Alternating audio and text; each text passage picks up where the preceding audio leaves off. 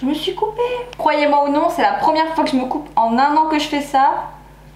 Et c'est sur la caméra, cette vidéo est un carnage. Normalement, je me coupe jamais. Bon les gars, l'heure est grave. Aujourd'hui, je retente ma chance. J'espère que ça va pas être un fail parce que ça fait clairement genre 1 mois et demi que je laisse pousser ma barbe pour vous filmer cette vidéo. Donc là, j'en ai marre, j'en peux plus. Il faut que j'enlève tout ça. Donc j'espère que ça va bien se passer. Salut tout le monde, j'espère que vous allez bien. Je suis contente de filmer cette vidéo aujourd'hui. J'espère que vous êtes prêts. Aujourd'hui, je vais enfin vous expliquer pourquoi je rase mon visage, comment je rase mon visage, quel type de rasoir, tout ça. Je vais tout vous dire.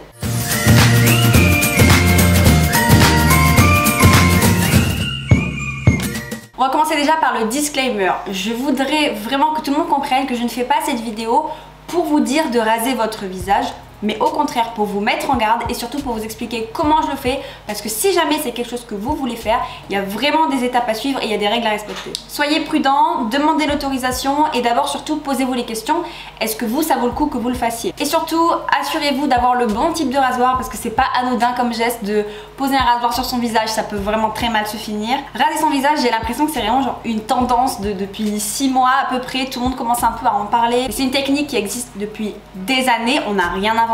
C'est juste que les gens commencent à en parler seulement maintenant. Personnellement, ça fait plus d'1 an que je le fais, je crois, et j'ai commencé à le faire depuis que j'ai vu la vidéo de Jaclyn Hill à ce sujet, donc je vous la mets dans la description. Et j'ai vu récemment que Gaëlle Garcia Diaz a fait une vidéo aussi sur comment elle rase son visage, et quand j'ai vu sa vidéo j'étais un peu perplexe parce que c'est pas ma façon de faire, et c'est là que je me suis dit que je devrais peut-être montrer aux gens comment moi je le fais, parce que peut-être que sa façon de faire lui convient à elle, mais moi qui ai la peau sensible, si je fais ce qu'elle fait ça va pas bien se passer pour moi. Ma technique elle est quand même plus douce et plus respectueuse de la peau, je pense. Déjà dans un premier temps, pourquoi je le fais? Alors au début je le faisais principalement pour le make-up. Je me suis rendu compte en fait que quand je rase les petites peaux de mon visage, en fait c'est le petit duvet que je rase, j'ai pas de barbe, j'ai pas de poils foncés ni de poils durs ou quoi, c'est juste le petit duvet qui se trouve principalement ici et après un petit peu partout sur le visage, et en fait ce duvet empêche que mon make-up se colle bien sur ma peau. Je sais pas si je suis claire. Parce qu'en fait quand j'applique mon fond de teint, il doit se battre avec ces petits poils que j'ai sur le visage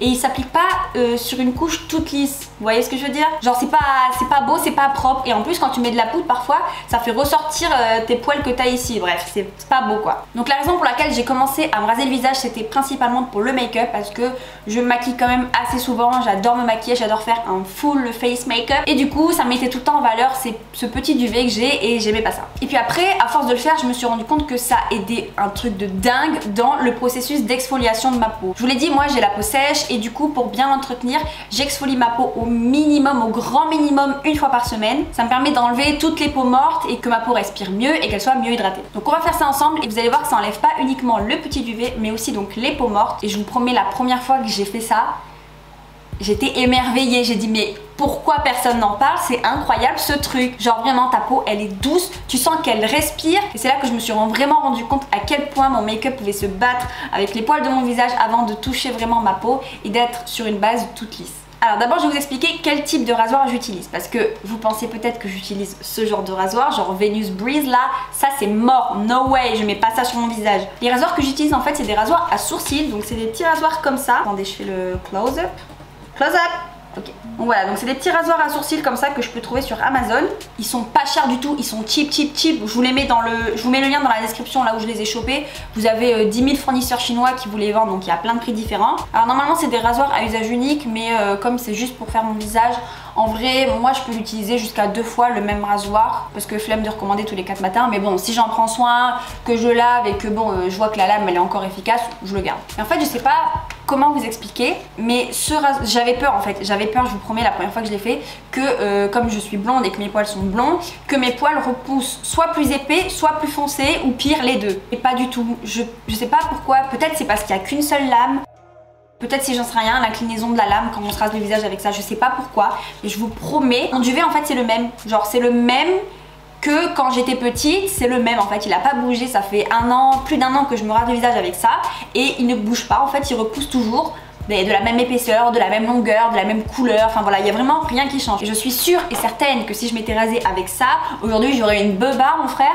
Par exemple mes jambes, des fois je me les rase au rasoir et je vois qu'avec le temps, mes poils ils repoussent un petit peu plus foncés, ça fonce avec les années. Mon visage non, mon visage je vois que c'est clair, donc ça c'est grâce à ce rasoir. Donc ce qu'on va faire c'est que je vais directement commencer et je vais vous montrer comment ça se passe ici. Donc ce que je fais moi, c'est que je commence toujours par les zones du bas et ensuite donc je fais les zones du bas et ensuite je remonte petit à petit et je finis par le nez et le menton. Donc je prends mon rasoir comme ça, je pars du haut de mon oreille et je descends en direction de mon menton. J'y vais doucement, hein. Je précise que j'appuie pas du tout, c'est vraiment je fais glisser la lame sur ma peau.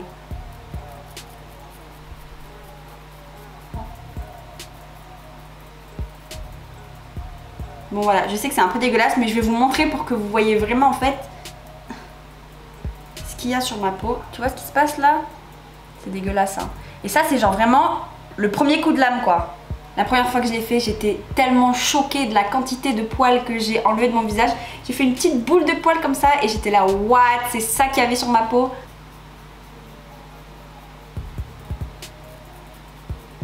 Je précise bien évidemment qu'on fait ça démaquillé, hein. On fait ça avec une peau propre. J'enlève pas non plus tous les baby hairs que j'ai ici parce que je trouve que ça a son petit charme, parce qu'il faut pas abuser trop non plus, pour que ça soit naturel.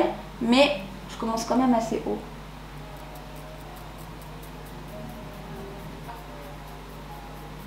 Oh, purée. Là déjà je vois direct la différence. Je repasse un petit peu toujours pour être sûre. Je sais pas si vous voyez mais mon visage il rougit toujours un petit peu parce que j'ai la peau sensible. C'est normal mais j'appuie vraiment pas. Hein.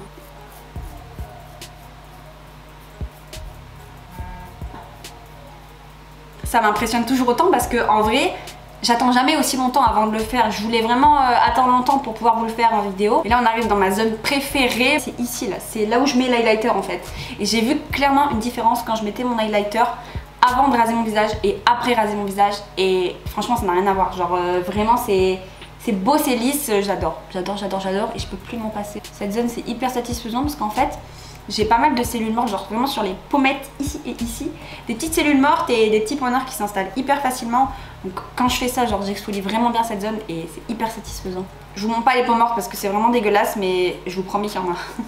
Ok, donc maintenant que j'ai fait ça, je vais pouvoir commencer à remonter le long des tempes. Et là, il faut vraiment être prudent parce qu'il y a des sourcils. Donc on ne veut surtout pas se raser les sourcils. Donc là, je me suis arrêtée ici. Je vais commencer à venir dans cette zone-là.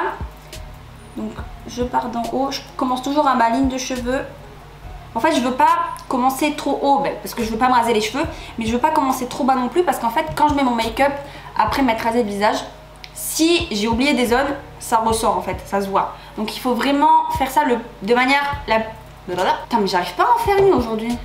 Donc il faut vraiment faire ça de la manière la plus prudente possible. Voilà. Je descends tout doucement pour bien délimiter mon sourcil. Et là vous vous dites mais elle a pas de poils sur son front, on n'a pas de duvet sur le front. T'inquiète pas que si, t'as du duvet. Je vais vous montrer après mais là, oh là là. Je regarde, ça c'est ce que je viens juste d'enlever sur mon front. Tu vois quelque chose ou tu vois rien? Tu vois rien hein. Bref. Et le front je le fais bon pour les petits poils bien sûr parce que il faut que je le fasse partout. Mais surtout pour les cellules mortes. Là vraiment genre ces zones là et le front c'est l'endroit où j'ai le plus de petites peaux mortes.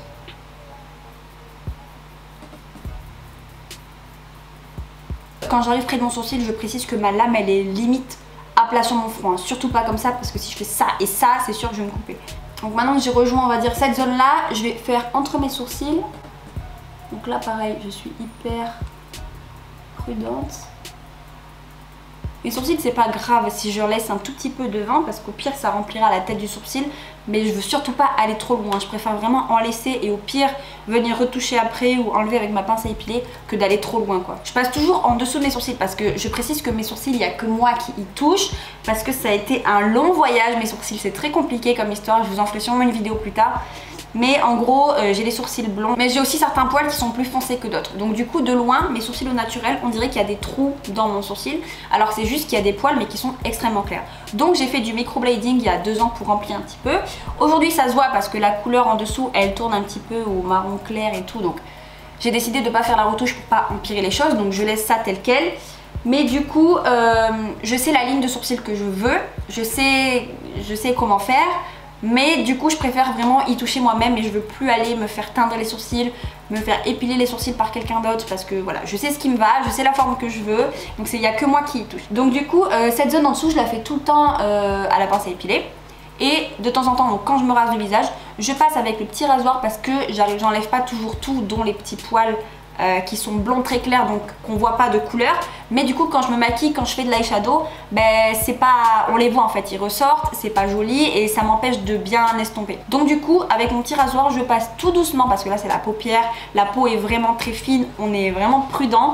Et je passe dans ce sens là avec ma petite pointe juste pour bien enlever tous les petits poils. Voilà.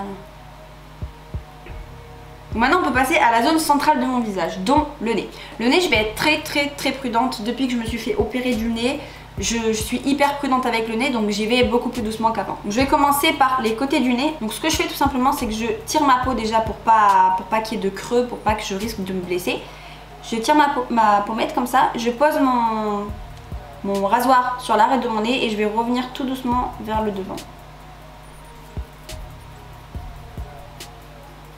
Pareil pour mon nez, j'ai quasiment pas de poils sur mon nez, ou alors ils font vraiment des micro-millimètres.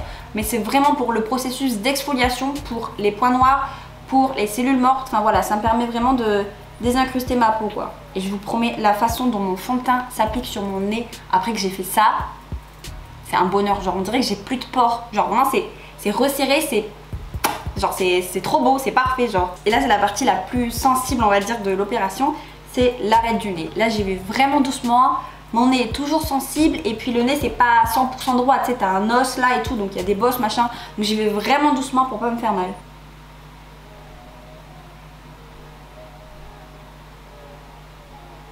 Nickel. Alors maintenant on va passer à la moustache. Alors j'ai pas de moustache, enfin de base j'ai pas de moustache quoi. Donc du coup je vais quand même passer partout parce que c'est ce que je fais partout depuis le début.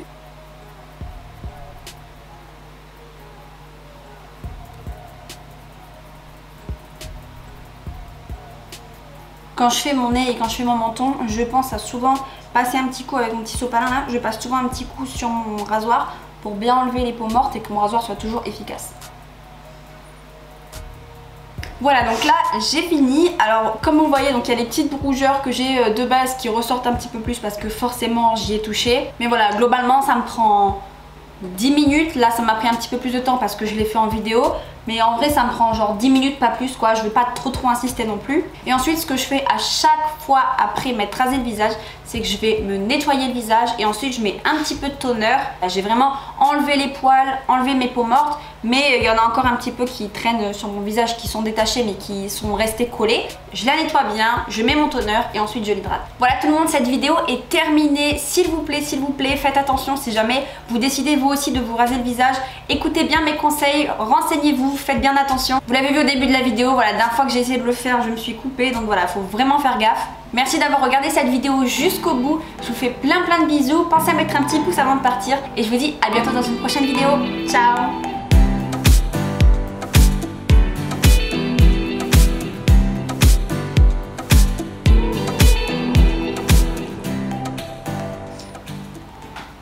Tu kiffes.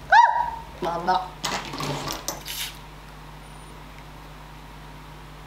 va faire un close-up. Babe! Tu peux faire un close-up s'il te plaît? Je suis envahie de poils!